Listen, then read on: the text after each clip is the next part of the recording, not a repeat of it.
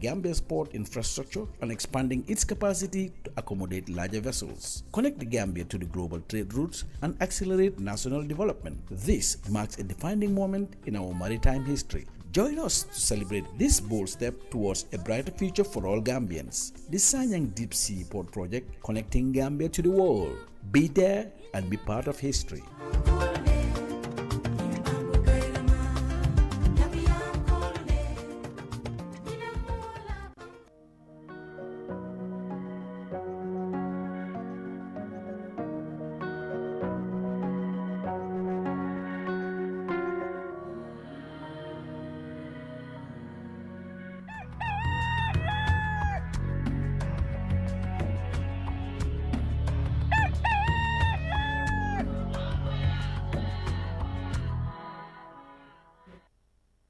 This is Eyeafrica TV, and good morning wherever you are. Welcome to the Thursday's edition of the Good Morning Africa program, right here from our studios in Banjul. It's start of July 2025, and we are very much happy to be here again this morning, ready to bring you, of course, some of the latest issues and developments as they happen in the country. We discuss and interact, and it's going to be another very interesting edition today, as always. It has always been. So once again, wherever you are, we are saying good morning and thank you so very much for joining us. And we are so much happy to have your company whenever we are here to discuss pertinent issues and latest developments that are happening in the Gambia. And of course, your comments and views are very much welcome. We will always be happy to interact and hear from you. That's why we are here every week from Monday to Friday. And of course, 9 a.m. is the time. Never miss. And of course, the program, and never feel shy or hesitate to let us know what you think on issues that we discuss here when we are here, because it's because of you. That's why we are here every week, every day, to discuss matters that affect the life and livelihood of the Gambian people. So once again, thank you for joining us. In a moment, we'll get into the nitty-gritties of what we intend to discuss in today's edition, because we have a very important guest in the studio. In a moment, you will hear from them. But quickly, before that, ma nuyu ñi nga xamantene ñoom ñoo ànd ak programme bi ñu ngi leen di ziar bu baax fi ngeen mënta nekk ci biir réew mi wala ci biti réew di ànd ak ñun jamono ji fii ci Africa TV. ñu ngi leen di dalalaat bu baax ci beneen édition Good Morning Africa, comme ni ñu ko yàgga di defee di ànd ak yéen saa yu nekk bu waxtu bi jotee mbégte la ñuy janoo ak yéen ñuy waxtaanee réew mi ak tolluwaay réew mi nag buñ ko waxee mën nañoo waxtaanee lépp li nga xamante ne dafa yitteel askan bi, lu demee ci wàllum mbay, wàllum économie, wàllu transport, wàllum yi nga xamante ne mooy ndaw ñi ak yu bari comme ni ñu koy defee. mooy xam ngeen tamit léegi dañ fi dalal ay kilifa ñu waxtaan ak ñoom si seen taxawaay, surtout ñi nga xamante ne dañ leen dénk ay responsabilité pour askan bi ñu am luñ ci leeral, dafay am solo lool.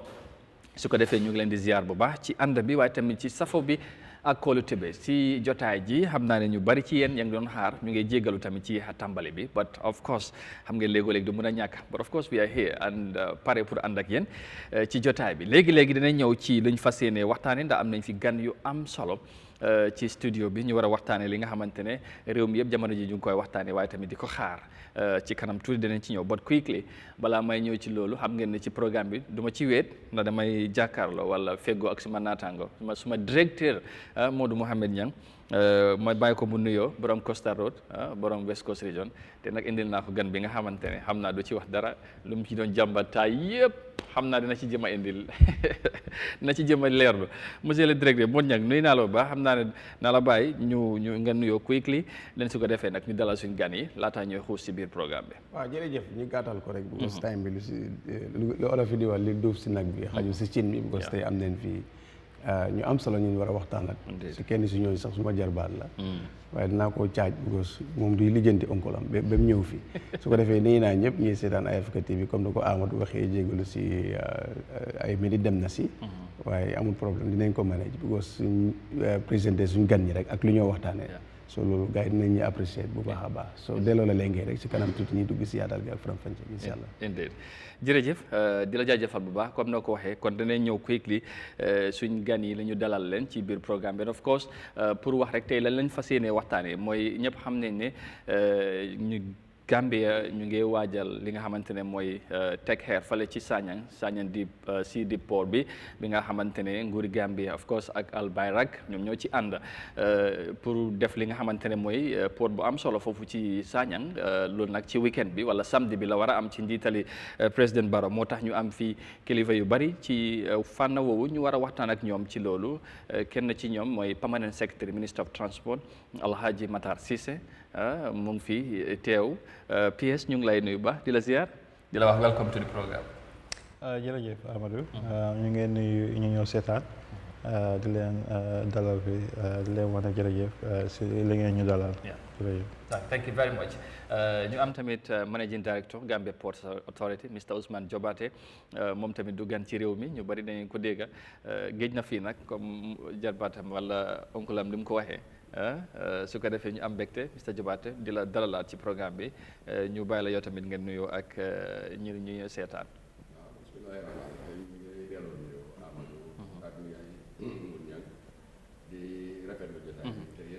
foog naa yu da ngay wax exactement waaw. sorry ma ne bismillahi rahmaani rahim ñu ngi lay delloo nuyoo Amadou ak suma nijaay Modou Niang ak waa kër gi yëpp.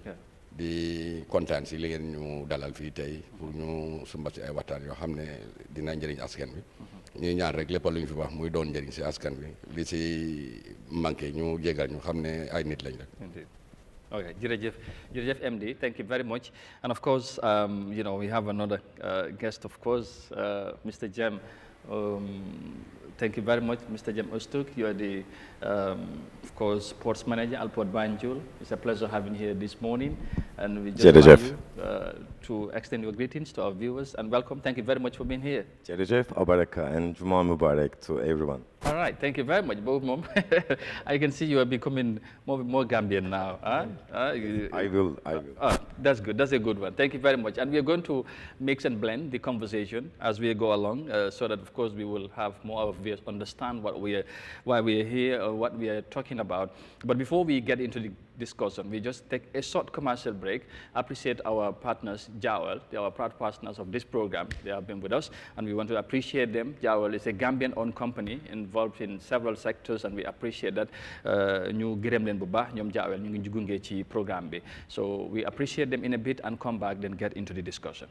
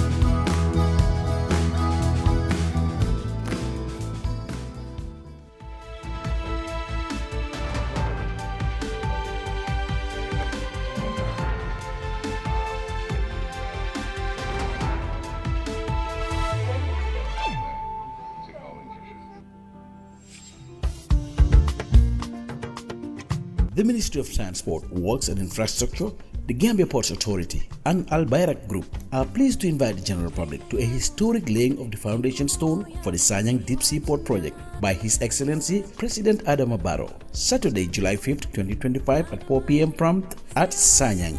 The Deep Sea Port Project represents a transformative leap in modernizing the Gambia's port infrastructure and expanding its capacity to accommodate larger vessels, connect the Gambia to the global trade routes, and accelerate national development. This marks a defining moment in our maritime history. Join us to celebrate this bold step towards a brighter future for all Gambians. The Sanyang Deep Sea Port Project, connecting Gambia to the world. Be there and be part of history.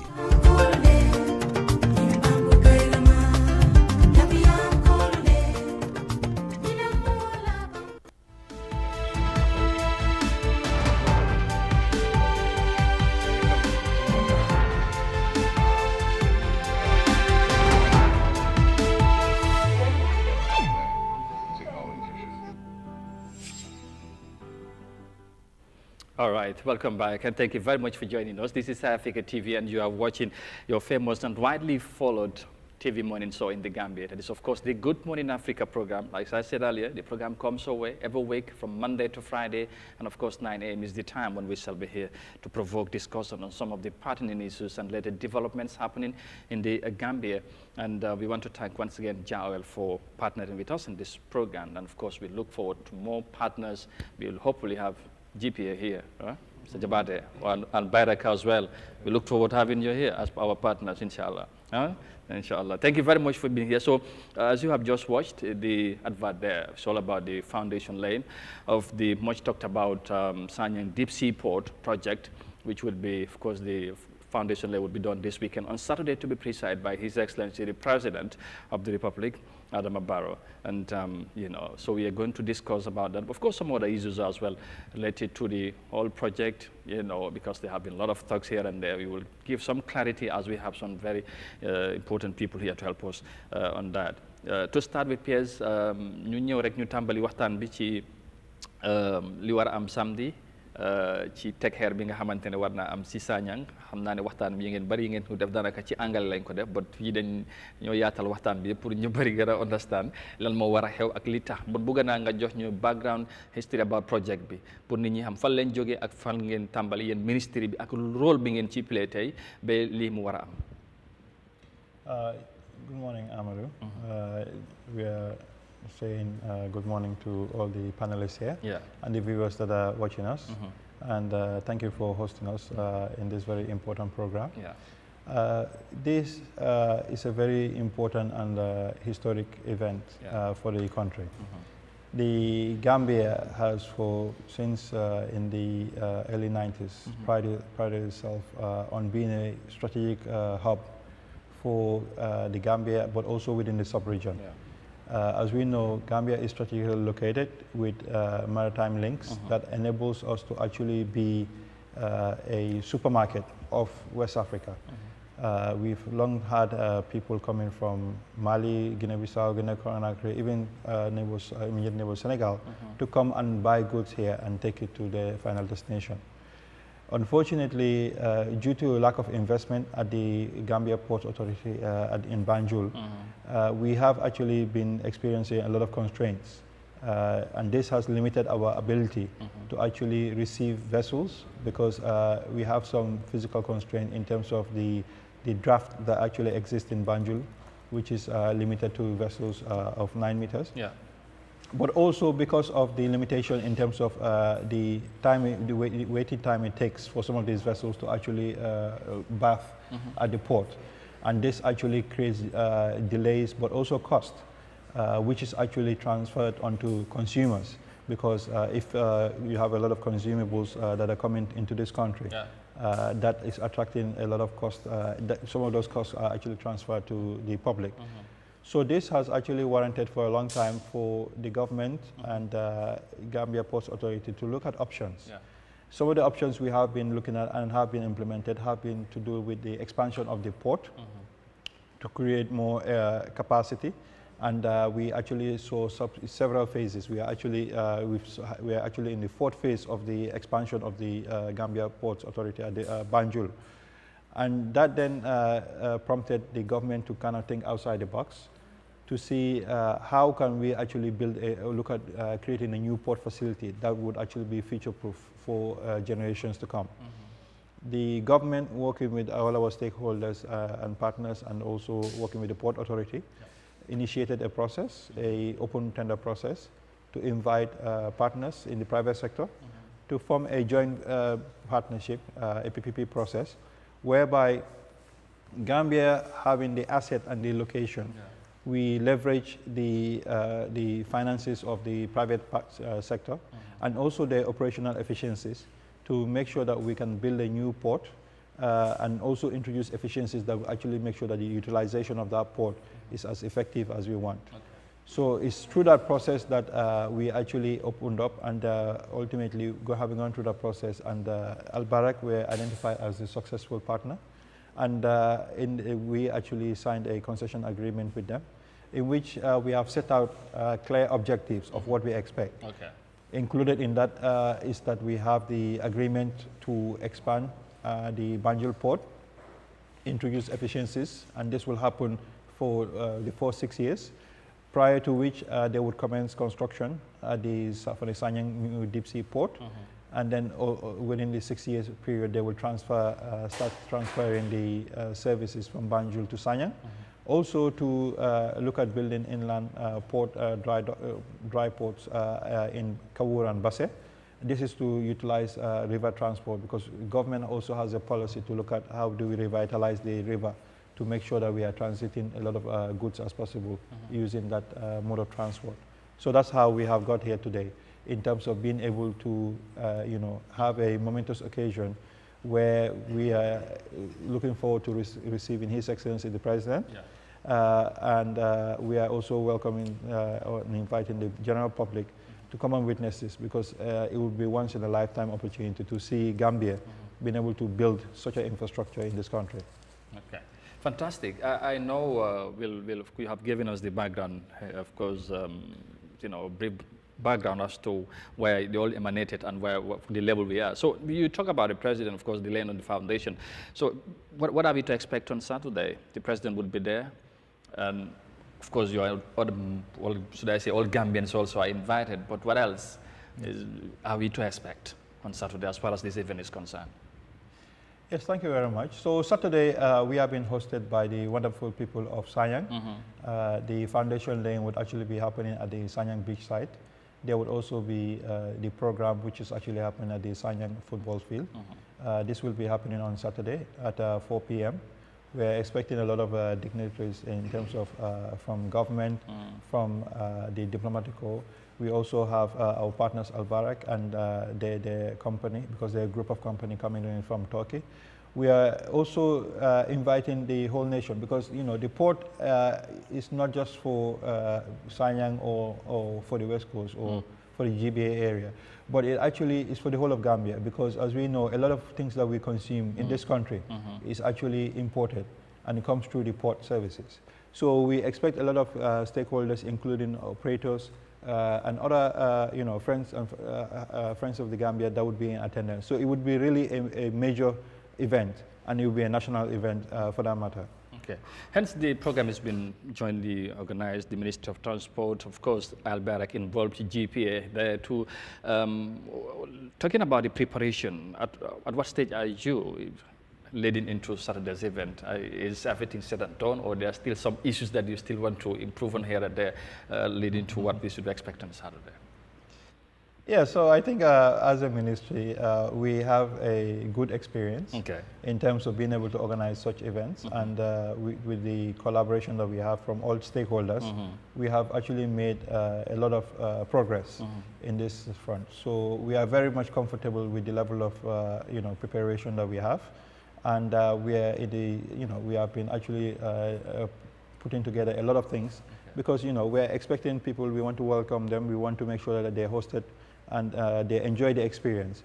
So we have really been working hard behind the scenes to make it possible. And as far as the ministry and all the stakeholders are concerned, it's really, we're all set to receive His Excellency and the public on Saturday, inshallah. All right. Thank you very much, PS. I will now move to, of course, MD Jabate. Mr. Jabate, you can use the mic. Yes. Well, I think you have been the most famous person about all these projects. The Al-Barak, of course, Gambia Port Authority or Gambia government consensus agreement. A lot of things has been said, and you have endeavored to give clarity to so many misconceptions and issues that people might have perceived about this project. Eventually, we have almost gotten to the most important day, that's the laying of this foundation. But again, I would ask, there has been a lot of talks with regards to our ports in Banjul. It has been mortgaged, it has been sold. Again, I know you have tried to answer this question time and time again, but hence we are now getting close to this day. What else can you tell us or remind us the need, or why the need Gambia needed to involve? I know the PS has given us a brief on it, but you were, of course, personally involved. There was a need for such an agreement between the Gambia government and Al-Barak. And in fact, was our port sold or mortgaged to Al-Barak? What can you tell us about this? Thank you, Adam, for that question. First and foremost, I'm humbled with the compliment, because the whole transaction was managed by team. Yeah. You have the whole government machinery working towards the contract stages in terms of the tender, the evaluation, negotiation, and now in the implementation. Yeah. And we have been assisted by a transaction advisory firm who has experience in considering this type of commercial operations when it comes to investment in port infrastructure. And an independent engineer has also been recruited to assist in review of the technical designs and the cost estimates of some of the investment schedules that Al Bayrak has committed to do. Yeah. So it's virtually a teamwork. Okay. Nonetheless, the perception generally that the port has been sold is not the reality. The reality is that the assets of the port in terms of the land area, the physical infrastructure, the walls, they still remain under government and GPA ownership. They are not ceded into the concession as collateral that the investor has the latitude to use as security in placement for any debt financing. So to be more explicit, we are still the owners of the port. Okay. Now the concession is structured such that the investor has the financial resources and the management expertise and the market knowledge to come and partner with us and do the necessary investment to improve the efficiency in the port of Banjul, and then construct a new deep sea port in which government has no financial contribution.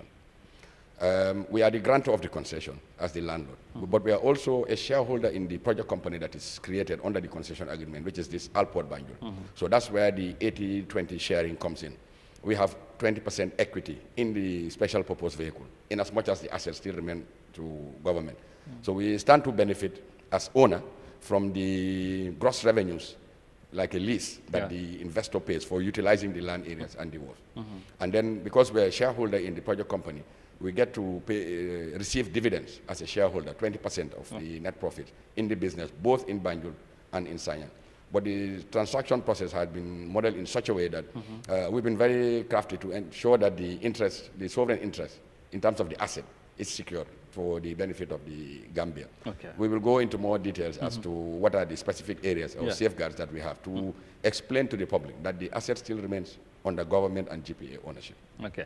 Another issue that, of course, usually come up is about the agreement, the 80-20% agreement. How do we as Gambia benefit from, what are the benefits, for example, we get from it, just having only 20%? Can you clarify that as well for the betterment, for better understanding of the people? If Al Bayrak is going away with 80%, Gambia only 20%, how was that agreement reached?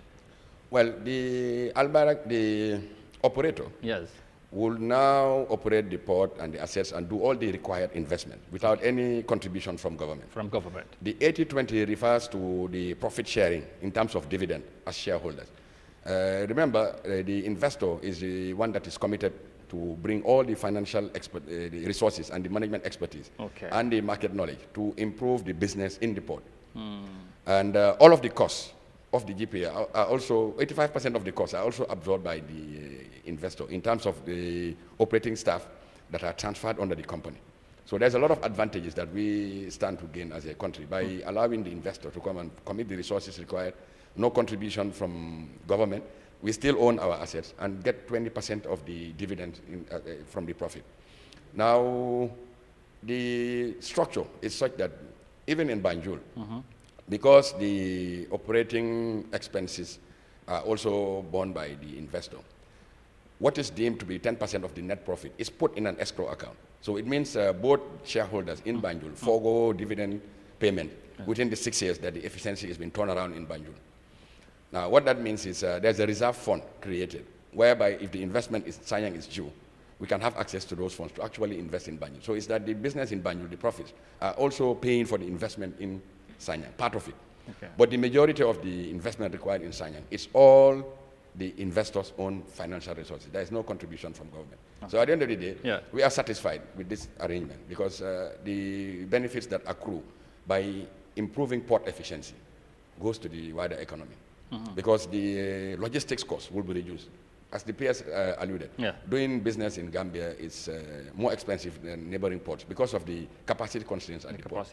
We cannot handle big ships that will charge lower freight rates.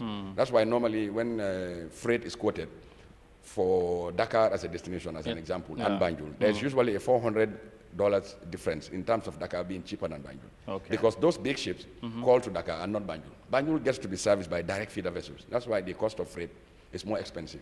But this problem will be addressed when we have a deep sea port in Sanyang. Because those big ships will call at Sanyang. Then the same freight rates that are charged in Dakar and elsewhere will be charged in Gambia. So overall, we stand to gain from the economic benefits and a whole host of other ancillary businesses that are exclusively reserved for Gambians. But we'll get into those details. But to be more specific to your question, the port is not sold. It's not sold. Say it's mortgaged. And for how long is the agreement, by the way? And what are the immediate benefits, if I may ask, after the concession, since it was signed? The agreement is to turn around the efficiency in Banjul with minimal investment during the 6 years. And in that 6 years, as the PS has mentioned, the investigation for the type of structures that will be built in Sanyang will be done after the laying of the foundation stone. The actual detailed engineering studies will be done. The designs will be submitted and reviewed by government. And if found to be appropriate, it will be approved, and then the construction will start in earnest. So according to our investment schedule, we expect the first phase in Sanyang to be delivered during the fourth quarter of 2028, thereabouts. Okay. And the concession in Sanyang is for 30 years. But during the 30 years, the concessionaire also does not have exclusivity over the whole of the 30 years. The exclusivity is within the 20 years until, according to the bankability model that we developed, the business model, once the higher dividends start to get accrued to the business, then there will be the process to start negotiation for a handback. And it's going to last for 7 years prior to the exit.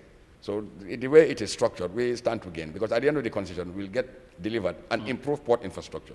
Logistics costs will go down in Gambia, and as PS mentioned, it will reflect in lower retail prices of goods, because businessmen are not in the business of losing money. Any added cost, they put it on the retail price of goods. Absolutely. All of our staff gets transferred to the project company. Okay. The inland ports in Kawur and Basse will be developed so that goods will now be moved to those logistics platforms. Rather than trucks having to travel distances to come to Banjul to pick cargo, they will just stop at Basse or Kawur and return to their third destination because of the strategic competitive advantage that Gambia has, as Piers mentioned, being the supermarket of the region. All right. There are other businesses that are outside of the concession scope, like the free zones, the special economic zone, and the development of the shipyard, which are also outside of the scope of the investor, that is available for participation by local entrepreneurs.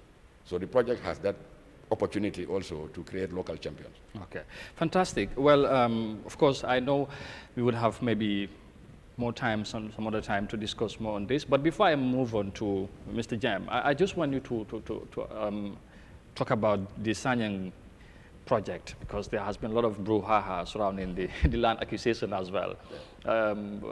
What have you done eventually to get everything settled? Because there were resistance, we understood, from the Sanyang people about the land here and there, but all of a sudden I think you have managed, and the entire team, the ministry probably was involved to get these things done.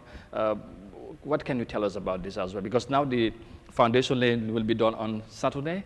How do we eventually get here? Actually, for want of a better expression, I wouldn't say resistance, but resentment. Because with hindsight, we don't want to go back on those things, because we've had the experience of miscommunication. Some of the statements that were attributed to me in person when I was in the media saying that from the shoreline to the areas on the coastal highway will be earmarked for future development. Maybe that's what caused consternation amongst the community in Sanyang. Actually, this was because of a mapping exercise that we were doing. The port facility itself, the infrastructure, is going to be built on sea. So it's the shore-based facility to support the business, like the free zones, the special economic zone, the value-added factories and truck parking, banks and insurance, that we need the land area to support the port business. Because the port is an ecosystem. There's a lot of activity that surrounds the port business. Now, it's in that regard that there was resentment from the community. But we changed our strategy, and thankfully, we have been dealing with a community in Sanyang through their VDC and the task force that are highly accomplished Gambians who have worked in similar projects elsewhere. And that knowledge and expertise and the local knowledge was brought to bear in a participatory approach that we now took in terms of our engagement. So anytime that we were going into the area, there is a pre-entry meeting whereby we sit with the community and the task force and identify our objectives, and together they have been very supportive. They were not resisting the project. There was a resentment because of the sensitive nature of people attacked to their landed property. Been hearing in the news, which with hindsight we have withdrawn. Yeah. But the idea was that we needed land area to construct the support infrastructure. We are at a stage where the community itself identified the land area, which is adequate for our needs to build the support infrastructure. So there's ownership and a participatory approach from the VDC in Sanyang, which we commend them very much. And we're hopeful that if the same spirit is continued, we expect everybody or every stakeholder to be satisfied with the implementation process. All right, fantastic. Thank you very much, MD. Mr. Jammeh, I'll now move to you. And of course, since you took over the ports, we have seen improvement has happened. Gambians have, which of course have been widely welcomed. But we understand also you're still planning to bring more machines and machinery to further improve the work that you have been doing. How so far, have some of the machines arrived, or are you, of course, planning also to bring more still? What can you tell us about this? Yes, thanks for the opportunity. Yeah. I would like to start with the construction works first. Okay. Yeah. Maybe there's an area called Half-Die. Yes. First, we demolished that area. Now we are pouring concrete to the area, which is 15,000 square meters. And probably in 3 weeks' time, we will add 15,000 square meters to the port perimeters. And then when we finish that Half-Die area, then we will start infrastructure and superstructure and rehabilitation works in the port. If you come to the machinery side, there will, mostly in 1 month time, there will be new reach stackers, empty handlers, grabs, bunkers, handling equipments, trailers, tractors, dozers, trucks. There will be too many different machineries around, in addition to handling equipments. Plus, probably in 6 months' time, we will bring our own terminal operating system. We will digitalize to whole port, and this software also 2 years ago won the best software terminal operators software award in Hamburg 2 years ago. Yes, these are the things we are planning to do in the Banjul. Also, we set up a new concrete batching plant for our own works. Then we will start the construction works at the same time with Sanyang Deep Sea Port project. Well, you recently hosted a diplomacy day where, of course, dignitaries were invited. You discussed about your business strategies and how you could further expand. But if I may ask, what does this project mean to you personally, and of course to Eyeafrica as well? Personally, the video you showed to the audiences, I watched this video 2 years ago. And personally, I went home and prayed to Allah to let me to work in this project. That's because I'm so impressed. Today, I feel the same. I believe the project. And the first thing I would like to tell, yes, we will invest first Port of Banjul. Then at the same time, we will start Deep Sea Port project in Sanyang. There will be phases. Gradually, first we will move the container business, then bulk cargo, then liquid, and also in addition to them, we will also invest a shipyard in Sanyang, because we know that if any vehicle calls for maintenance, for example, Dakar shipyard, they have to wait at least 3 months. So there is an opportunity also in that business. So today there is a shipyard belongs to GPA, and we will invest today. And in Sanyang there will be a shipyard with a dry dock. Also, when we finished everything and when we moved all businesses to Sanyang, then we will start a real estate project in the perimeters of Banjul Port. Okay. Between ourselves, we call it Little Dubai. There will be a marina, a 5-star hotel, residentials, a hospital, a public park, a business center, a mosque, a cultural center. Will be build it up in the perimeters of Banjul port. So there's a lot on the pipeline that you intend to do. As Mr. MD mentioned, it's a 30-year agreement. So there will be many developments and changes, inshallah, in the country. Plus, our corporate strategy is to start only with one business in the country. Then, depending on the needs of the country, we have 19 different businesses in the group. For example, today we already started with our construction colleagues.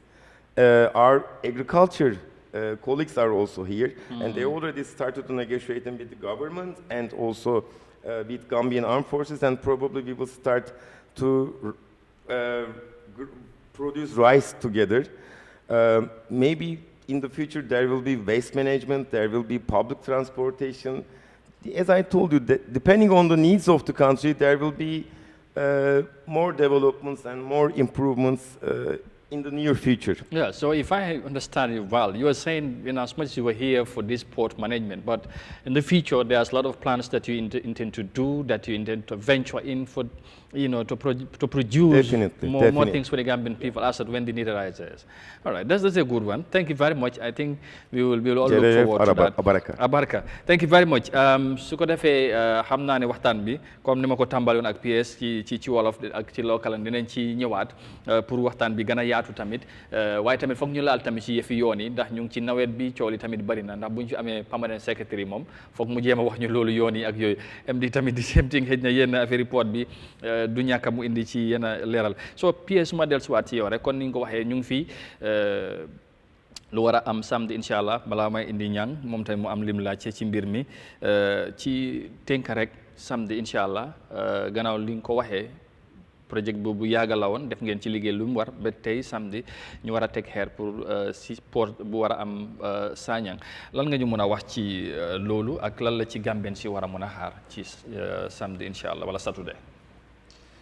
jërëjëf Amadou. comme ni ma ko waxee woon rek. ñu ngi leen a nuyu di nuyu ñi ñoo seetaan. di jërëjëflu si la ngeen ñu dalal fii. samedi nag bés la pour Gambia.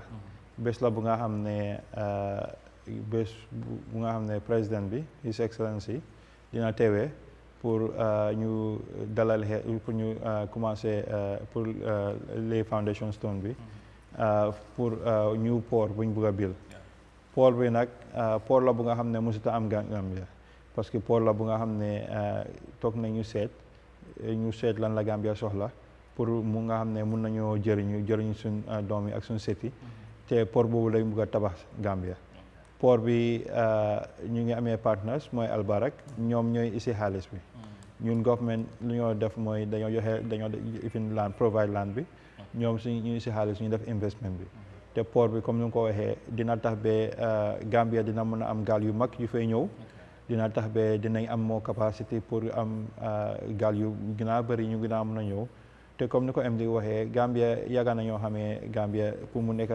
supermarket of West Africa dëkk la bu nga xam ne am na ñu bëri ñu ngay jógee si dëkk yu ñu soroxaan ay Mali Guinée Bissau ay Guinée Conakry ñëw fii yi jënd ay marchandises ay bagages di ko yóbbu seen dëkk yi te ñun loolu lañu bëgg a actually gën a ko yaatal nga xam ne dëkk bi dina économie dina dem ba pare dina aussi dimbale Gambian si parce que dafa def opportunities yu nga xam ne ndaw yi nañ mën a am liggéey ba pare business yi tam nañ mën a am Gambians yu nga xam ne nañ mën a bokk si liggéey bi ñoo tam set up seen business yi ñu jëriñu si ñu ñëpp so comme ni nga ko waxee rek ñu ngi invité ñëpp pour samedi pour ñeneenti waxtu si ngoon pour ñu ñëw foundation laying bi Sanyang si bij bi laa nekka and then ñu ngi am programme bi si school bi Sanyang ñu ngi invité ñëpp waa Sanyang nag jàppale nañu ñu ngi liggéey ñoom te relationship bi is very good so ñu ngi look forward to daal incha allah pour ñëpp teewee ko. ñu gisee ko ñu xam ne daal. bési Gambia la bési Gambia la loolu Saturday incha allah. Mon ñang dégg nga PS dégg nga MD ak of course Mr Jammeh waxtaan bi li ñoo waajal samedi incha allah soo amee leneen loo ci bëgg a yokk wala loo bëgg a leerlu rek ma bàyyi la gars yi. jërëjëf am na solo bu baax si mébét boobu ak lu ñu war a def ñu yokk ko dina am solo bu baax waaye dinaa laajte PS because laajoon nga ko te olof yi dañ ne ku la fees loo rek moo la lekk loo yaaba den Sanyang lan moo si nekkal seen bénéfice parce que mënul ñàkk seen suuf la ñoom bu tey suñ ne léegi la nga gis communauté wax nguur ne indil lañ ñi sampal lañ ñi fii kaam au police station something like am na lañ si yaakaar bu tax donte le réew mi moom loolu yëpp ba tey soo ñu doon wax jox bénéfice li si Sanyang mun a am the people of Sanyang the youth of Sanyang the women lan lañ si mun a bénéfice pour lu ñu am sens ñu war a am port bu am capacité bu em noonu si seen gox.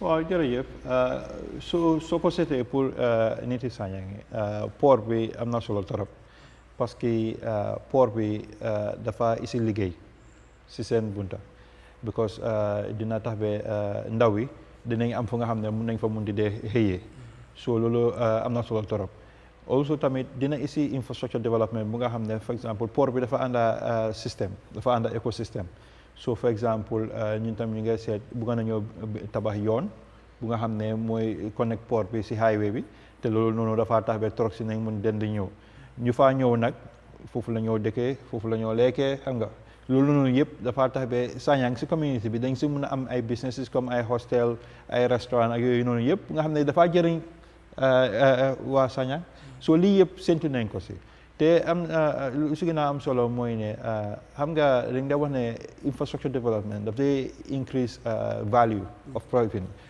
port bi nekk Sanyang comme nu mu nekkoon Banjul gis nañ di value of Banjul property lands nu mu increase te loolu noonu su port nekkee Sanyang because business bu nga ñëw bu nga jegeñ port bu nga fi da ngaa dem foofu noonu nga boo ut land xëg na dafa tax ba value of land bi in Sanyang will also increase so loolu noonu tamit dafa jëriñ askan bi ak ñu fa nekka so loolu noonu yëpp xam nga pour dimbale community waaye terewul albarak tamit ñoom suñ fa setopee am na yeneen yu ñoo oyee social services ñu nga xam ne daf see bokka parce que ñoom tam xam nga seetlu nañ ne comme nu nga ko waxee ne nañ am xëj na ay health facilities ay other things because su fekkee ne yaa ngi fa liggéey ñu faa dëkka foog ñu am fu ñoo fajoo foog ñu am fu ñoo xam nga demee school la yooyu noonu yëpp loolu lii yëpp daf dee isi écosystème so ñun yaakaar nañ ne incha allah waa Sanyang dinañ jëriñu bu baax si projet bi ba pare waa Gambia tamit parce que comme ni ma ko waxee Gambia bi yëpp mun nañ sa jëriñu parce que port bi nekkul pour dëkk bi rek waaye dafa connect ak a lot of other dëkkas yi nga xam ne fii nañ la ñu jëlee seen bagage yi te loolu noonu yàgg na fi te bëgg nañ ko gën a saxal nga xam ne na gën a dëgër si Gambia. interesting am na solo beneen bi damaa ñëw suma jarbaat bu ko mention na léegi tudd ngeen ko si nasaraan mooy tey nangutoo bi am na si diggante Albaara ak réew mi boo ñu doon xaymaal nangutoo bi lan la si li si réew mi di am ñaata soo ko doon xayma parce que moom moomoon lépp ñaata la si am. waaw jërëjëf Nijaay Matar dañ ko mën a xayma comme ne si xaalis lii la. waaw waaye kayit biñ xaatim bi ñoo gestu naka la ñu war a nangutoo Albaare dafa seet lan ngay dépasse pour nga tabax ni mu ko war a amee ak li nga say am si njëriñ comme xaalis biy dugga léegi moom la ñoo wax cash flow so di nga gis ne si njëlteen bi parce que li nga si war a dépasse si pàcca bu njëkk bi dina war a dem si $200 ak juróom-ñetta fukki millions yi dollars pour ñu am tabax bi pour pàcc mu njëkk bi ci léegi suñ dépassé foog ñu encaissé pour mun a recover seen investment recover seen investment den njëriñ li jur si loolu la ñoo séddoo ak ñoom njëriñ bi nag su juree soo si génnee dépasse juróom-ñetta fukkay bu nekk xaaj boobu ñoo ko jël ñaar fukkay ñu ñoo ko jël loolu mooy si profit bi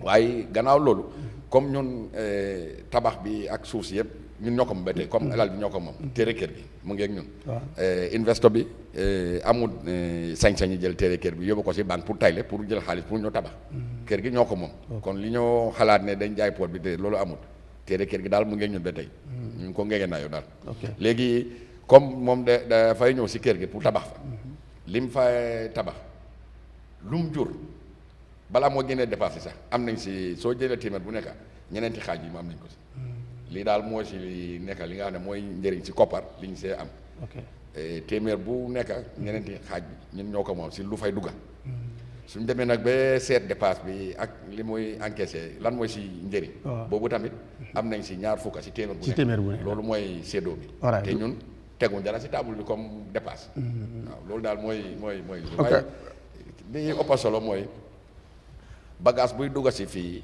li ngay fere parce que businessman su indee container jëgle ko China ñoo Gambie fere yi yëpp daf koo teg si njëgi marchandise so su port bi xatee gaal yi ñëw taxaw di xaar lu yàgga daf dee am beneen naamo wala li ñoo lemp bu ñu teg si kaw container bi parce que gaal bi suy xaar dépasse la pour moom léegi moom itamit daf ko paas si njëg bi moo indi container kii indi container bi tamit teg ko si njëg bi su yàggee rek seer am mooy indi seeraay bi si dëggam léegi su port bi doxee bu baax te fi mu nekk sax doon nañ ci gis mandarga yooyu léegi ñun bi nga xamee ne gaal yi nekkaatuñ di xaar depuis bi Albarak ñëwee gouvernement bi si suñ line ministry bind nañ ministry of trade pour ministry of trade ñu binda shipping line yi comme ñi moom gaal yi day ñëw fii ñoom international company ne pour ne leen léegi xat-xat amatul Banjul gaal yi xaaratuñ léegi li ngeen daan teg si kaw marchandise bi container bi da ngeen koo teggi si liñ xam ñun si business bi ñu nekk su xat-xat yi demee ba jànkuwante bi jafe-jafe yu bari si ñoom shipping line yi liñ dee teg si kaw container bi te loolu is well publicized dañ ko dee binda si newspaper yeeg online fu nekk daf dee toolu si $200 pour container bu ndaw 20 foot bu nekk dañ ko teg si kaw waaw waaye loolu nag la nguur gi wax ne pour ñu génnee ko kon léegi businessman bi indi container suñ ko wàññilee $200 fii ak 6 months wala suñ doxee ba ci kanam tuuti ñoom itamit ngañma boobu dafaa tax ñuy wàññi price yi ñoo jaayee bagage parce que seen fere yi day wàññi wala dootuñ ko jaarale feneen waaw pare su gaawee duñ ko jaarale fële xam nga jaarale fële bi léegi loolu lañ see teg rek la mooy soccaaj bi waaye freight charge mooy li nga wax soo indee container Dakar nga indi ko Banjul daf dee am price difference because gaal yi day ñëw Dakar duñ dee mën a agsi fii ndég ñun Banjul dafa nekk si dex te xóotaay bi xóotul xóot boo xam ne gaal yu mag yooyu noonu mun na fee ñëw gaal yooyu seen xóotaay daf dee dem 12 meters te fii si dex gi sooy dugga si Banjul off Cape Point dafa am lu mel ni montagne bu nekk si ron géej gi loolu moo dee tax ba gaal bu rombee 9.3 meters comme ni ko PS waxee du mun a jàll so da nga gis ne container yu bari ni business bi dee doxee mooy container dafaa jógee China yi jógee Europe waaye gaal yi duñ dee comme ebe China rek ñëw direct West Africa dañ dee dem comme South of Spain wala si Méditerranée bi ñu am fa li ñoo wax hub port dajale container yi jógee si àddina bi yëpp ba pare ñu ut gaal boo xam ne mooy ñëw def port to port call jaar Nouakchott jaar Dakar jaar Banjul jaar Freetown Conakry noonu in that cluster waaye yii ñëw Nouakchott ñëw Dakar duñ mën a agsi Gambia because ñoom 12 meters lañ soo léegi jógee ko South of Spain ñëw Gambia dañ dee ut spécial gaal bu ñëw te xam nga soo utee spécial gaal ak gaal boo xam ne dafa def hub price bi du nekk benn loolu mooy différence bi waaye Sanyang nag su amee gaal yooyu ñëw Nouakchott ñëw Dakar dafaa ñëw Banjul because yooyu ñoo dee ëpp lu gën a bari dégg ñoo gën a yaatu gën a xóot so moo tax unit cost bi dafaa wàcc loolu mooy njëriñ ñi di whole deep sea port project xam naa ñaareel bi Amadou mooy because Banjul xatoon na bañ ñi ngay yokko because James mu ngi wale is 15,000 meters yu ñu war a concrete after that dinañ ko def dëkkuwaay su Sanyang pare Sanyang mun nga ñoo expliquer yaatuwaay bi ndax nekkul lu nga xam ne in 15 years dinañ xalaataat pour yokko ndax jël ngeen fa li ngeen bugga wala tey soo ñu doon xaymal yaatuwaay bi square bi Sanyang li ngeen fa am waaw laajte nga lu am solo xaw ma nag figures yi at the top of my head waaye li ñu Sanyang community bi jox si land doy na pour li ñoo sentu pour tabax pour luy support port bi te ñoom tamit dinañ leen delloo njukkal ndig si njëlbeen bi amoon nañ ay ñaaka déggoo si kàddu goo xam ne man suma boppa sax maa ko rotaloon si media bi ne li dooree si tefes bi ba si highway bi dañ ko sentu ne si kanam dinañ ko bugg a boole si port bi wax boobu nag dafa indi woon jaaxle si ñoom waaw ñoom ne bañuñ projet bi de waaye wax boobu rek xam nga nit ak suufam waa moomeelam dafa nekkalu sensitive so moo tax ñu delluwaat gannaaw ne waaw léegi ñu jiital leen lépp lu ñu fa bëgg a def dañoo wax ak ñoom kool leen wala ñu bind ak kayit ne leen ñu ngi fa bëgg a ñëw bés sàngam pour waxtaanee lii te saa yu ñu fa demee dañu dee dalal in the normal Gambian tradition ay fekk nañ fa ay nit ñoo xam ne seen xam-xam ak seen jaar-jaar màcc na si affaire yi international project particularly affaire yi port so loolu yëpp dafa tax suñu waxtaan bi ñoom gën a yomba léegi fi ñu identifier nag amul jafe-jafe comme ñi ñoo toxal waaw comme compared to before te diggante seen place bi foofu daal si tefes bi area boobu yëpp cover na ba laal na tuuti sax si tuje rek lu rëy la daal te niñ ko amee si design bi lu doy la daal pour liñ bugg a tabax loolu tax ñu soxla ko port bi si boppam si biir géej gi lañ ko tabax dañoo def breakwater comme miir pour dafa tabax parce que gaal yi foofu la ñoo mën a costé waaye port du place pour wàccee marchandise rek port dafa am business bu ko ma ba comme li PS doo wax factory yeeg fi truck yi de park insurance company banks ak special economic zone free zone yooyu yëpp moo tax business yi port bi gën a dem ci kanam ndik am na ñoo xam ne dañ dee indi bagage pour bàyyi ko ci free zone pour transform ko yóbbuwaat ko ci yeneen marché am na yoo xam ne fii laa jógee ci biir dëkk bi ñu def ko value added comme yokka ci toppatoo bi su ko defee soo ko yóbboo ci international market bi valeur bi nga see am day gën a yokku lii mooy njëriñ ñi nag laan yooyu noonu pour mu support port business te comme ni ko PS waxee Sanyang ñooy di direct beneficiary both ci direct employment ak indirect employment waaye in the long run is a whole Gambia ñoo stand to benefit from this project. am na solo bu baax léegi MD su ma damaa desaat ci yow balaa maa ñëw ci PS ci affaire yoon yi ak yooyu parce que wax naa ko foog ñu laal loolu léegi ci affaire yi Banjul waxoon na dafa xat ak yu mel ni ba pare leneen li nga xamante ne dégg naa ñeneen di la ci management bi si diggante Albayrak ndax yow ba léegi yow a nekk di managing director of GPA liggéey boobu naka ndax yow yaa nekk di manage yëpp wala naka la seen diggante ak ñoom management bi tamit bugga naa foofu nga gën cee leeral pour nit ñi comprendre because ñu bari ñu ngi wax ne ñun sax léegi port bi moom ok wax nga moom ne ko moom waaye manager duñ ko Albayrak ñoom ñoo ko nekk di manage ak beneen bi ñoom buñ ko jëlee ak léegi gis nañ improvement bu fa am balaa loolu daanaka dafa xaatoon dara affaire yi comme noo ko waxee jafe-jafe bi ak yarande bon ñoom ñëw nañ rek am nuñ adjustment yu ñu def induñ matériel changes yi am lan moo waral tamit loolu ci diggante bu gàtta bi ñoom ñu def loolu bot bi well foodat yéen bi ngeen fa nekkee xëj na jafe woon na pour ñu gis improvement boobu. waaw dëgg la li nga laajte am na solo torop management bi ni mu demee mooy ñun ñoo ñooy borom kër ñi dañ leen yaatal suñ kër pour ñu ñëw tabax fa liggéey waaye ba tey ñun ñooy borom kër gi kon managing director port still mu ngi stay and suñ rôle dafa change tuuti léegi bala ñun nekkuñ di def liggéey bi comme physically di def opération ñoom ñooy def opération bi waaye ñun ñoo leen a réglé so still ñu ngi sol mbaxana régulateur ba pare beneen mbaxana bi ñu sol tamit mooy mbaxana comme partner because company bi ñu set up Alport ñun dañ fa am waala so léegi ñaari mbaxana lañ sol both régulateur ak shareholder so suñ staff bi liggéey si opération bi directly rek toll na si junne ak ñaar téeméer ak juróom fukka waaye lu ëpp juróom-ñeneenti téeméer ak ñeent fukka ak juróom-ñaar ñi nga xam ne directly ñoo dee liggéey ak cargo bi ñëpp dañ leen transfert si compagnie bu es bi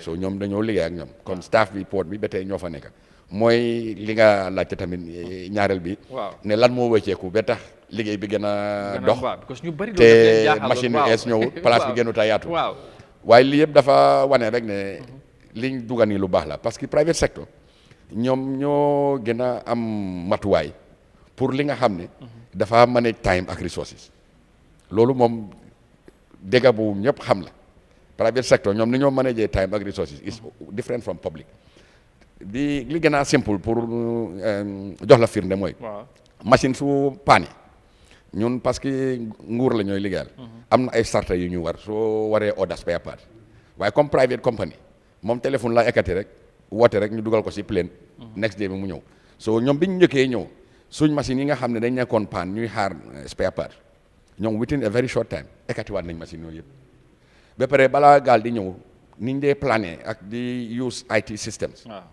dafa tax bi liggéey bi gën a yomba so loolu mooy njëriñi private sector so du ne xëy na ñàkk a bañ a liggéey parce que loolu la de dégg si mbere man ñi ma dekkal sax suma boppa parce que ñooy suma first auditor suma doom yi ak ñi ma dekkal ne ma lan moo wécceeku ba ñi mën a def yow loo xam ne moom loo ko war a def ma ne waaye looloo tax si liñ dugal nii mu baax parce que comme que doon ngeen di gis njëriñ li dañoo am yaakaar rek ne ñoom su ñëwee ba indi seen xaalis ak tabax li ñu war a tabax yëpp yëf yi dafaa gën a yomba rek te port yi nekk si tunda bi yëpp noonu la ñoo doxee amul benn port boo xam ne nguur wala public sector moo ko manage so at some point yow tamit pour nga am nga gis sa boppa si lii do parce que shipping international business la foog rek yow tamit nga op sa game nga bokk si loolu. moo taxoon ma bëgg a laaj sax with the Sanyang deep sea port bu pare competition bu am because Gambia used to be the hub business ñu gars yi yëpp fii lañ doon jaar seen conteneur but eventually ñu ñàkk loolu maybe yaa ngi ko wax sax conteneur yu bari Sénégal lañ doon wàcca balaa ñoo ñëw fii bu loolu pare ndax nañ mën a regain lu ñàkkoon noonu with this new development bi war a am Sanyang competition but within the sub-region tamit ndax dinañ ci bokkaat comme niñ nekkee woon parce que loolu tamit dana am solo ci réew mi parce que dama ne Gambie réew bu ndaw la but suñ position bi dafa stratégique soo xam naa loolu war nañoo mën a dimbale lan nga ñu mën a wax ci loolu. waaw dañ am loo xam ne yàlla daf ñu ko baaxee loo xam ne moo tax ba ñu mun a def yu bari loo xam ne suñ advantage la nekk compared to comme suñ ki ñu gën a jegeñ pour port boo bàyyee xel yoon bi South Bank bi road bi yëpp through Ministry of Transport ak government def nañ first class road waaye comme development economies nag ñoom mostly bala ñu dee invest dañ dee def investment appraisal comme def bankability assessment ne bala nga def dara tabax foog nga xayma ndax lan lay jur ndax njëriñ bi amu fa waaye nag transport moom generally dafa nekk li ñuy wax trunk infrastructure in development economics moom daf dee spur growth daf dee tax ba yokkute gën a bari imaginal comme nga dem si dex yi def tali jigéen ñi béy ay yooyu yaa ngi leen a gën a encourage pour ñu yokk seen loxo li ñëwee parce que dinañ mën a easily transport seen products yi to market because am nañ access transport noonu la mel is the backbone of development soo jëlee South Bank road bi dem ba boori kaay noonu which is about 673 kilometers from Banjul ñun la gën a jege ni Dakar by more than 300 kilometers te yaa ngi am first class road jógee ko fii ba Basse den soo jógee Basse dem through Wellingara dem Tambacounda Kidira ba egga kaay yooyu yëpp tamit first class road la soo ñun ñoo gën a jegeñ foofu ni suñ nearest competitor soo su port bi doxee ñu tabax Kawur ak Basse léegi trucks yi daañu jógee 673 kilometers du ñëwaati sax Basse rek la ñoo am jël seen marchandise delluwaat soo kon li ñoo daw dañ ko xaaj loolu mooy liñ si sentu si advantage te Gambia fii tamit nguur gi am na yenn jéego yu ñu teg si wàllum doxali koom-koom yoo xam ne dafa yombal njaay ak jënda jula comme importer soo ñëwee fii amul restriction comme nga am import export license ak ngay jaar through third parties pour def declaration ba pare custom léegi dañ digitalize seen plateforme bi this Asikuda World so there's a lot of trade facilitation advantages yoo xam ne moo tax marchandise moom fi mu gaawee mu assuré frais bi yomba foofu laa dem moo tax conteneur dafaa jógee China wante dañ ko yóbbu South of Spain balaa moo ñëw Africa te am na yeneen destination Gambia tamit noonu la mel si West Africa because of suñ strategic location and suñ competitive advantage nag moom la ñu war a xaanes moo tax private sector bi ñoo leverage al nii comme ni ko PS waxee pour borrow his word ñoom dañoo indi xaalis boobu noonu indi management expertise bi ñu yaatal tabax bi bagage yooyu yëpp fii laa ñëwaat su ko defee ñun ñuy supply those third countries ay da mu nekk transit cross border wala re-export trade yooyu mooy njëriñ ñi ngi sentu si lii te ñu ngee door de gis firnde yi ne loolu mu ngee dellu si waat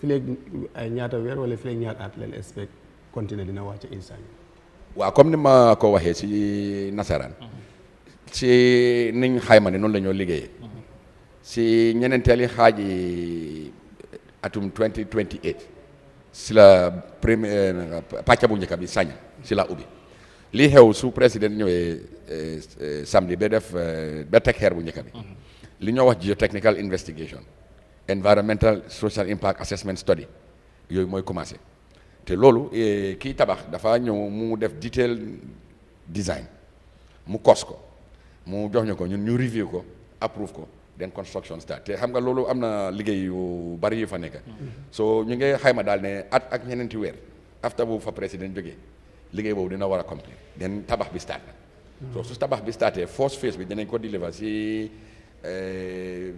at ak juróom benni weer daal sort of 18 months moo tax ñu ne according to our investment plan si ñeenteeli xaaji atum 2028 pàcc bu njëkk bi si Sanyang dinañ ko ubbi pour conteneur yi start di move foofu. ok that is a good one it's good ne sax leeral nga loolu balaa Joola yaag séeréer yi foog na buy président bi tegee xeer samedi rek liggéey bi dana tàmbali ñu dem ba yàgg gisuñ dara ñu ne projet bi tamit yi fail na di gisuñ so loolu is a good one nga explain loolu yeah definitely PS well ñu ñëwaat ci yow rek am na kuy laajte fi léegi mu ne contract bi ndax dëgër na ba tey because change of government for example bu amee ci diggante bi ndax beneen nguur du xalaat ñëw bugg a am lu fa change ak yoon noonu ndax loolu tamit consider nañ ko ci contract bi in the future wala in the long run yu mel noonu ndax du ci am ak yu mel noonu.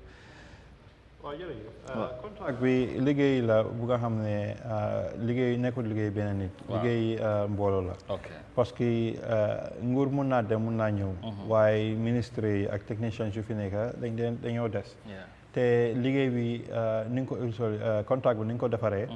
mooy ne dañ isi ministre yi comme ministry of transport ministry of finance xam nga justice ñëpp ñu nga xam ne am nañ si wàlla pour ñu ñëw ñu toog so dañ set up a committee.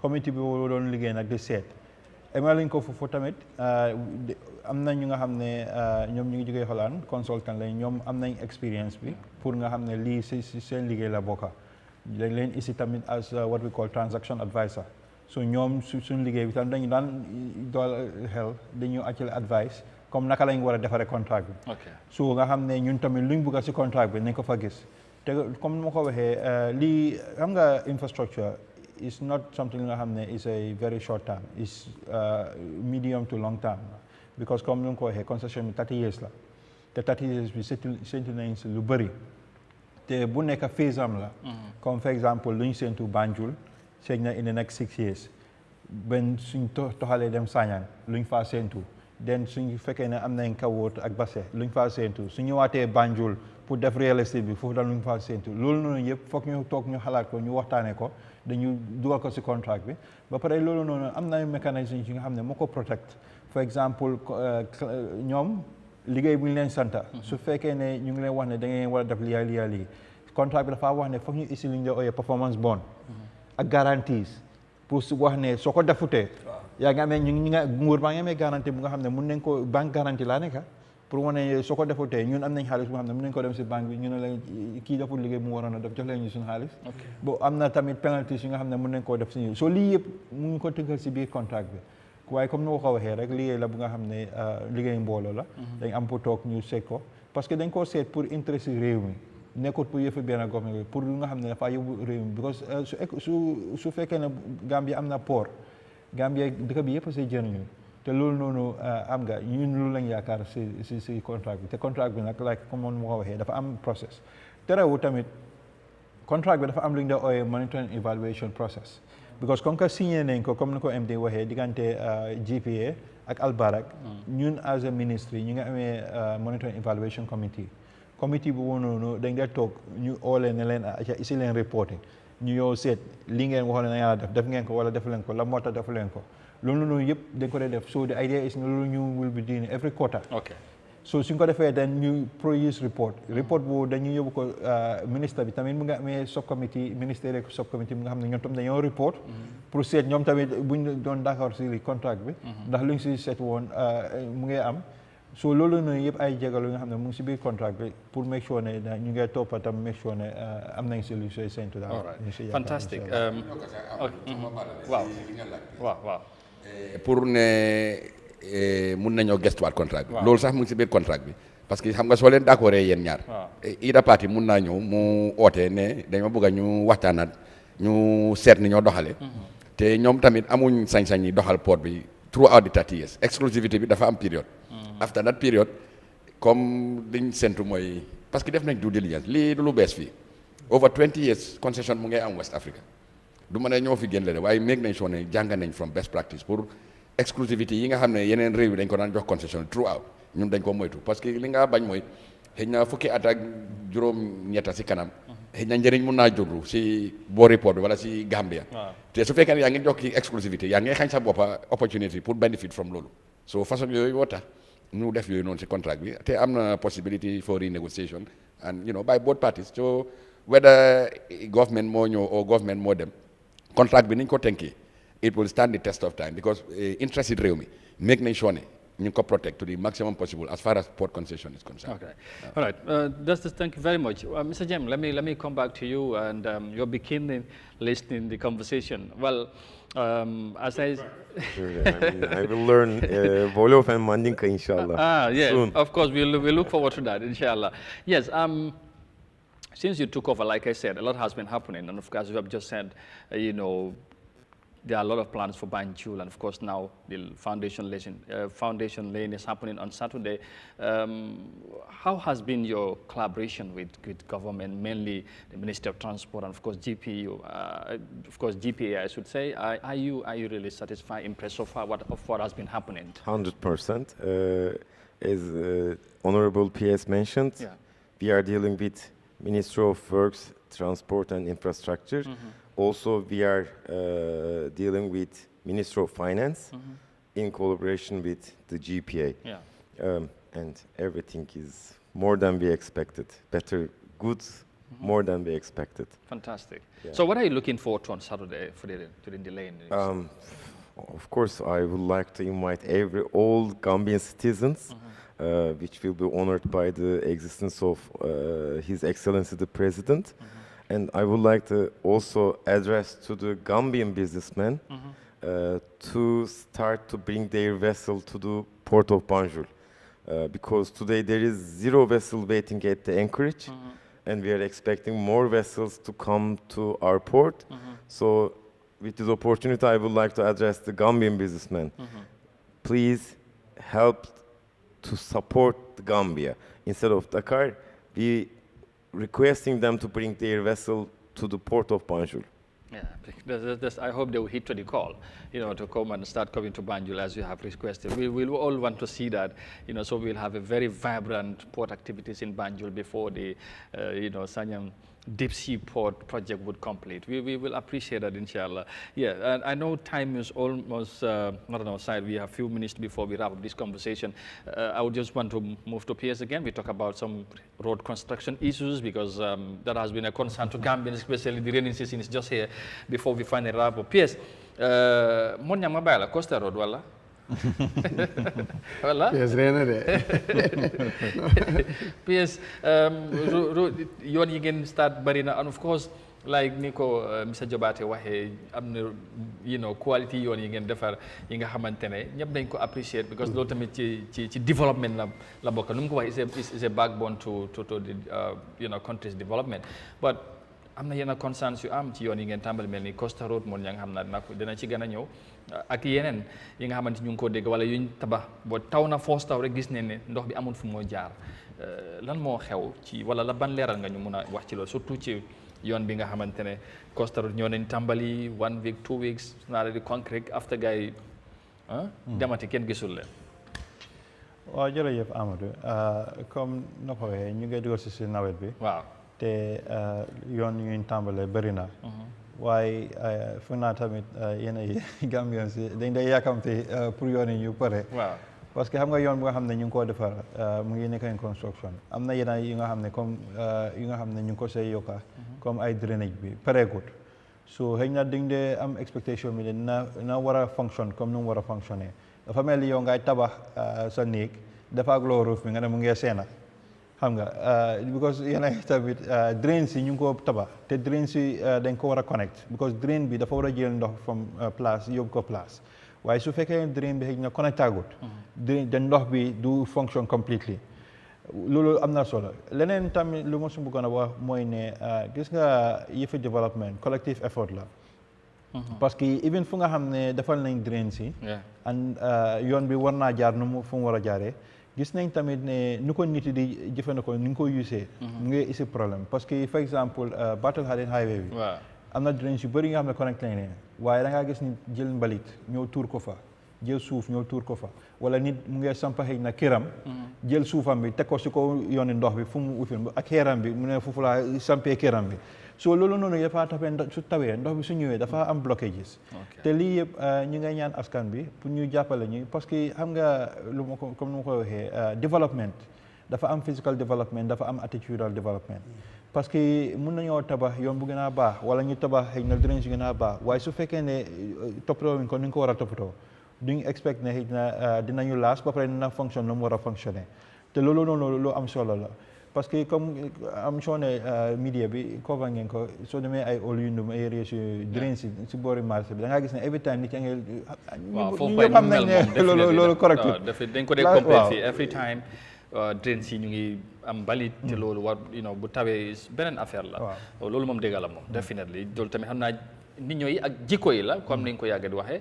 ba tamit ñu bari léegoo-léegi bu loolu amee dañ de expect autorité yi mel nii yéen ngeen initiate ay regulation yi nga xamante ne tamit ay charges ay penalties nit ñi bu ñoo def some deliberate acts ku def loolu mu fee something waaye soo leen bàyyee noonu tam est-ce que foog ngeen tamit dana leneen dara dana change waaw loolu noonu ñu ngi ko gëstu te ñu ngi see liggéey yàlla def na rek démb ak tey ñun ministry bi am na lu ñu initiate lu ñu ooyee di road transport bill Gambia since 1948 we have been using what we call the Motor Traffic Act Motor Traffic Act bi am na almost 77 years change ko wéccuwuñ ko so ñu ngi seet pour beesalaat ko parce que am na yi nga xam ne mu ngi xew for exemple comme suñ yoon yu bil nit yaa ngay tampong lampa yi ñu ngay tampong railing si waaye loi bu nga xam ne suñ jamono tubaab moo fi nekkoon xëy na yoon yi musuñ ko amuñ ko woon time wala xalaatu woon nañ ko am suñ ko amee léegi nag foog ñu beesalaat loi bi so loolu nag ñu ngi si process bi ñu ngi def validation bi incha allah suñ si paree nañ ko yóbbu si exécutif yi leen nañ ko yóbbu si néegi bi tey député yi pour ñoom tamit ñu jàppale ñu si so loolu ñu ngi see liggéey waaye terewul tamit dama lay wax ne nag yii nii moom xam nga ñun for exemple soo demee Olyundum wala nga dem Boursu bi every time dañ la yoonu si ngaay ñu dem ñu clean ko waaye dañ ko clean nga xaaral tuuti rek nga demaat nga fekkaat nit yi engrais bi so moo tax ma ne yéen a ngi nag foog ñu ee nit yi xëy na ñu sensitise leen ba pare nit yi tam foog ñu jàppale ñu parce que dëkka suñ ko bëggee tabax ñu ñëpp foog ñu jàppa si xam nga duñ mën a ñi di tabax ñi di yàq loolu am na solo trop waaw mon ñang anything am na solo su lu mu wax Olyundum tam gota boobu dafa connecté ko because just guddaay bridge yi rek leen gas noonu bàyyi ko yéen demagut fenn ndox bi pour mu romba xam naa fu mu dee jeexee xëy na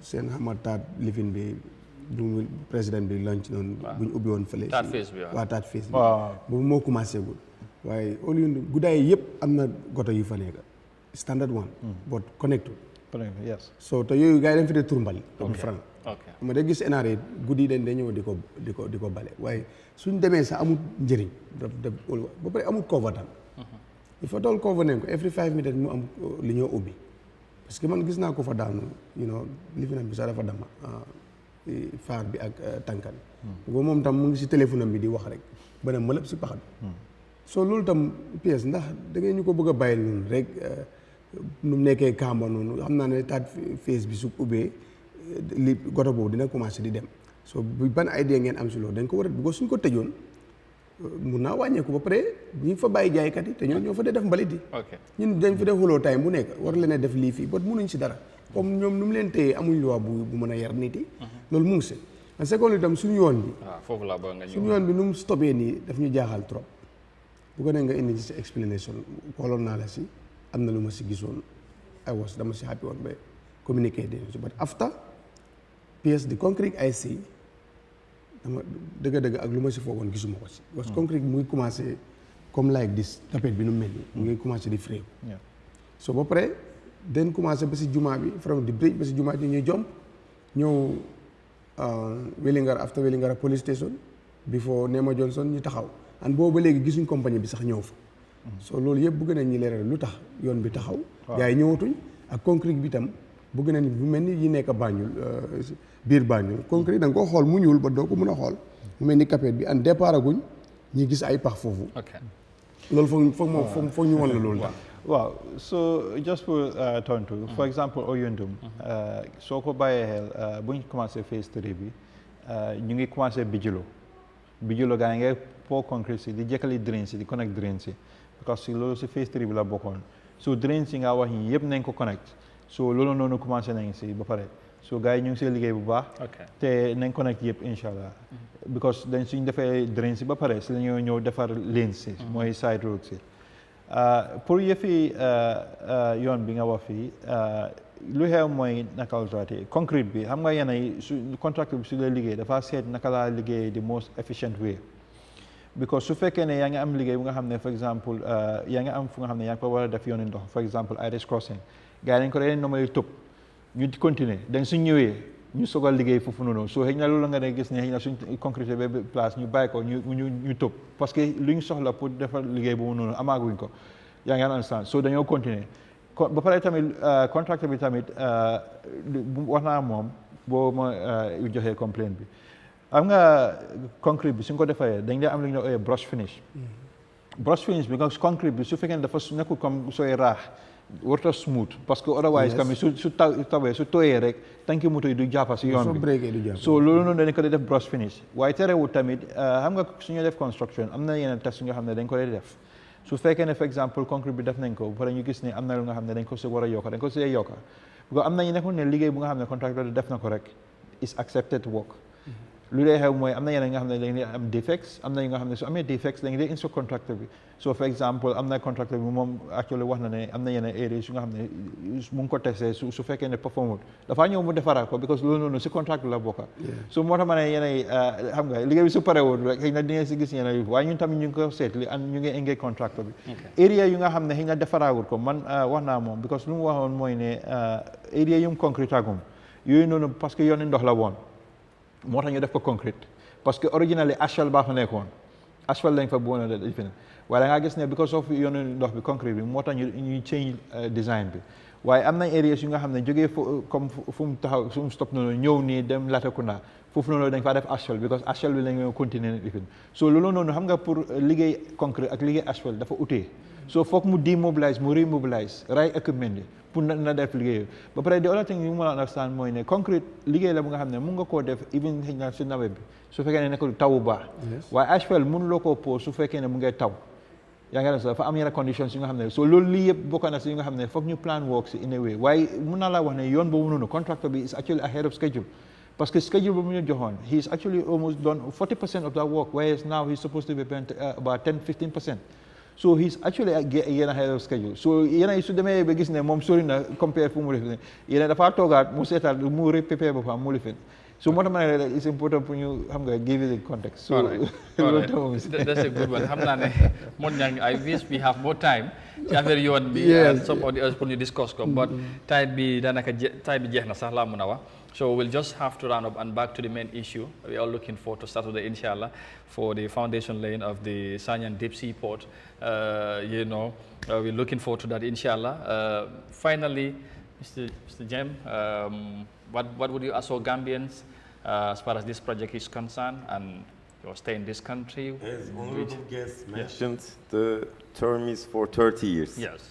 30 years later, when we left, there will be one deep sea port, a shining star in the west coast port in Sanyang.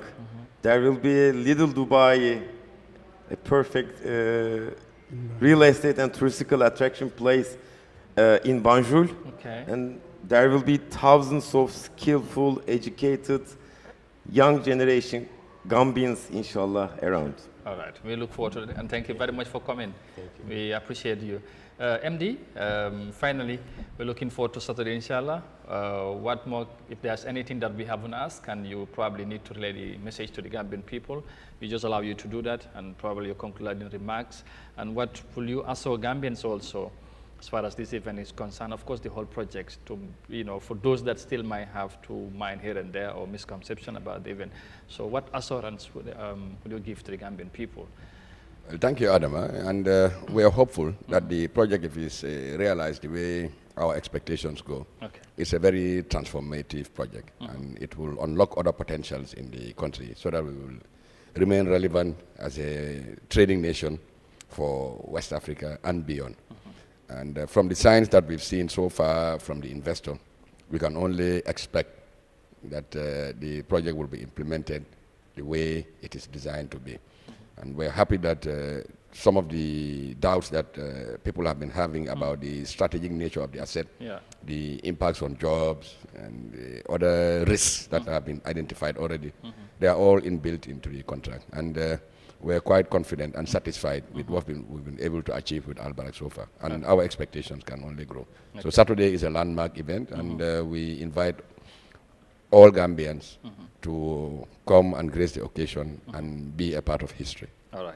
Thank you very much, MD Jabate. Finally, PS, on a final note, I want to assume on the level of the ministry and the presidency to Al-Bayrak to GPA, all are set and the preparations are on high gear leading to Saturday. So finally, what more can you tell the Gambian people or tell us about the event and basically what should we expect? Would there be surprises? Would there be anything? Because it's going to be a landmark event. So I know if you invite all Gambians, and in fact, are you going to ferry people all the way from Basse to Janjambure to North Bank to be here or what? So tell us what should we finally expect as far as the event is concerned?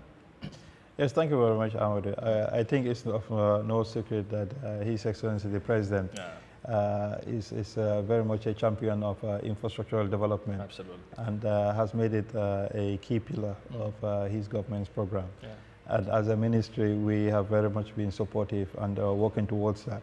And we are looking forward to having him on Saturday. For the organization, we are very much confident in what we have done so far, and we continue to work right up to the day. We have a lot of mobilization that's happening across the country. We are expecting to receive people from all over Gambia because we really, want every Gambian to be part of this. Because I always say, this is for us to own and to make it ours and to position our country, to make it more competitive and to actually help improve the livelihoods of people. So we really also need to show our support and also come together so that we can all work together towards the same objective. The port, like I say, is a very important asset for the country, and we look forward to working with Al-Bayrak to realize this project and to also realize the benefit as a country. So we are really calling on everyone who can make it to be able to come and attend. And like I said, because we don't know when we'll be in a position to build another port in this country again. Yes, this is the second one we are trying. So I think it's something that really we all want to be part of and to be associated with. So inshallah, we inviting everyone. All right. Alhaji Matar Sise, Permanent Secretary, Minister of Transport, thank you very much for coming. We appreciate that. And, of course, Ports Manager Port Banjul, thank you very much also for coming. And we look forward to having you some other time for other conversations related to what you have been doing or still will continue to do in the Gambia. Inshallah. Mon ñang jërëjëf xamna be suba inshallah. Yeah, jërëjëf. Jaajëfal PS ak suma jobaate. Jaajëfal James. Shukran. jaajëfal ñu doon seetaan yëpp jox leen dig daje inshallah ba ëllëg. jërëjëf Mon Ñang di jaajëfal bu baax a baax suñu viewers yi today mënuma leen nuyu because nu programme bi dee ñoom Modou Kessi see gars yëpp ñoom Karamba all the way ñu ngi ñoo seetaane fu nekk ñoom Ibrahima Lo Spain Finland, ñoom Mr. Faye, ñoom Aja, thank you very much, Emel Kujabi, and all of you Fatu from Nigeria all the way, mu ngi ñoo seetaan ñoom TJ, Sana Stockholm, Sweden, all of you, thank you very much, ñoom Aliou Keba, Alaji Seika from Germany, Nyom Awajalo, and to all of you, if I couldn't mention, and those, of course, those of you also following us on our Facebook page, we want to thank you all for being here and as always for your loyal support. We'll be back tomorrow, inshallah, God willing, for the week's ending edition. Thank you so very much, and we wish you a pleasant afternoon.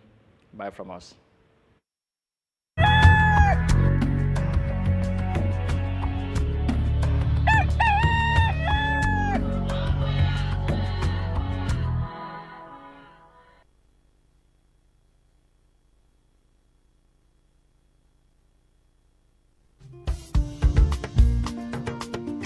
The Ministry of Transport, Works and Infrastructure, the Gambia Ports Authority, and Al-Bayrak Group are pleased to invite the general public to a historic laying of the foundation stone for the Sanyang Deep Sea Port Project by His Excellency President Adama Barrow, Saturday, July 5th, 2025 at 4 p.m. prompt at Sanyang.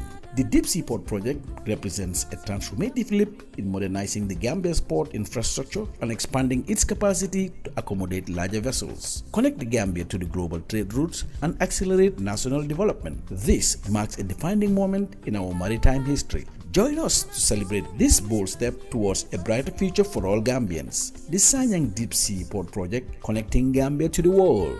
Be there and be part of history.